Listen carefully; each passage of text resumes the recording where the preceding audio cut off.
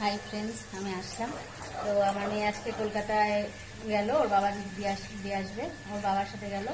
তো মনটা খুব খারাপ লাগছে। এতদিন ছিল, 10 দিন ছিল, আবার বললাম ছুটি যখনই হবে চলে আসবা, এটাই তো। আমার বেস্ট ফ্রেন্ড, সত্যি আমার প্রিয় বান্ধবী, ওকে ছাড়া আমি কিছু বলছি না। তো রান্না হয়ে গেছে প্রায়।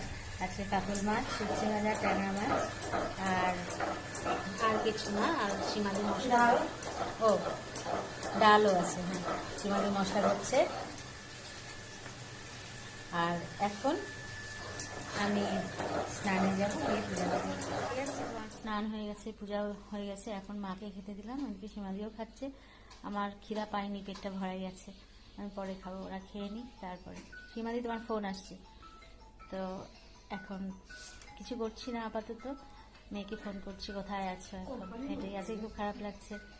ওরা আবার কবে আসে, গরমের ছুটিতে আসবে বা আমি যাব, এরকমই হবে একটা কিছু। তো এখন মায়ের সাথে একটু হাঁটাহাঁটি করছি, অনেকদিন পরই হাঁটলাম। আজকে ঠান্ডাটা অনেকটাই কম, ভালোই রোদ উঠেছে। আর ঘরটা ঘুম থেকে উঠে কেমন লাগছে, ফাঁকা ফাঁকা। মেয়েটা আজকে গেল, তো এই মাত্রই ফোন করলাম, কথা হলো।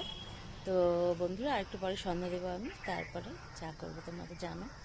ঠিক আছে, আসছি পরে আবার। তো সন্ধ্যা তো দিলাম, এখন চা খাচ্ছি। মাকেও দিলাম, আমিও চা খাচ্ছি। ঠিক আছে, তো আজকে এটুকুই থাক, আবার কালকে আসবো। আমার ভিডিও অবশ্যই দেখো, সাবস্ক্রাইব করো ভালো লাগলে চ্যানেলটাকে। আর ভিউজ তো একটু কম হচ্ছে। ঠিক আছে, তোমরা ভালো থেকো, অবশ্যই সুস্থ থেকো। কালকে আবার আসবো। টাটা।